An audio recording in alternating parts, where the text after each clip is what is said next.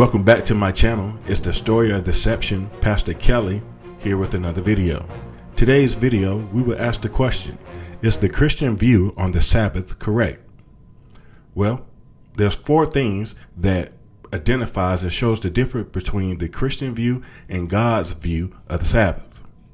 Currently, the Christian view of the Sabbath is on Sunday worship, that Sunday is the dedicated day set aside by the Lord in regards to keeping that day as the Sabbath of the Lord. Also, number 2 would be they are allowed to work.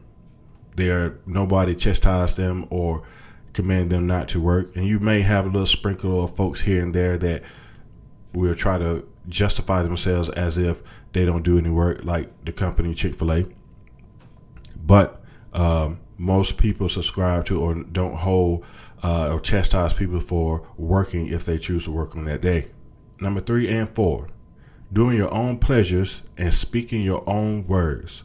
Both of them kind of go hand in hand, but a lot of people today will do their own thing. They want to go out and have fun, work, party, watch games, shop, do any and everything that they want to do, talk and speak their own words and so forth. And speaking their own words meaning serving the Lord and talking about the Lord and so forth, meaning they're doing the opposite of that, right?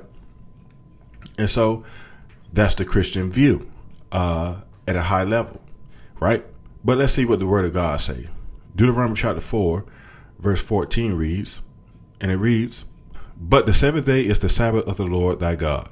In it thou shalt not do any work, thou, nor thy son, nor thy daughter, nor thy manservant, nor thy maidservant, nor thine ox, nor thine ass, nor any of thy cattle, nor thy stranger that is within thy gates, that thy manservant and thy maidservant may rest as well as thou."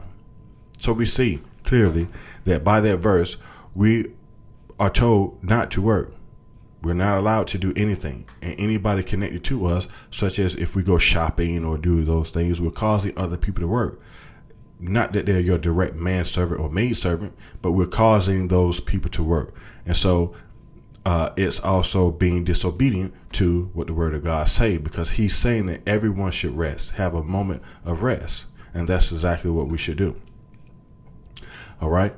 And to talk about 3 and 4, as we go over to Isaiah chapter 58, verse 13, and it reads, "If thou turn away thy foot from the Sabbath, from doing thy pleasure on my holy day, and call the Sabbath a delight, the holy of the Lord honorable, and shall honor him, not doing thy own ways, nor finding thy own pleasure, nor speaking thy own words." Here we see a clear, great example of what the Lord is saying that what we should do also on the Sabbath, including with just resting, with not working.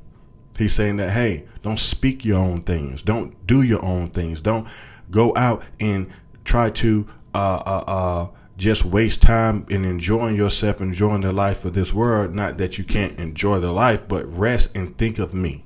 He set the 7th day apart as a holy day, honorable unto the Lord, for us to always constantly think on him, to learn of his ways, to do what's right and so forth. Is the whole purpose, because the more and more a person build a habit of getting away from the Lord or doing his things, the more and more evilness that will come about, or that can seep in and take over, and you never know. It's just like drinking or smoking and so forth. The more you do it, next thing you know, you can't stop. It's the same thing with sin. It's the same thing with forsaking the assembly of the Lord. The more you forsake it, the more it's easier for sin to seep in.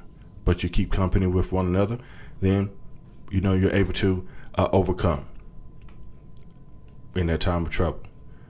So we ask the question, is the Christian view on the Sabbath correct? Clearly, in God's standard, it's definitely not.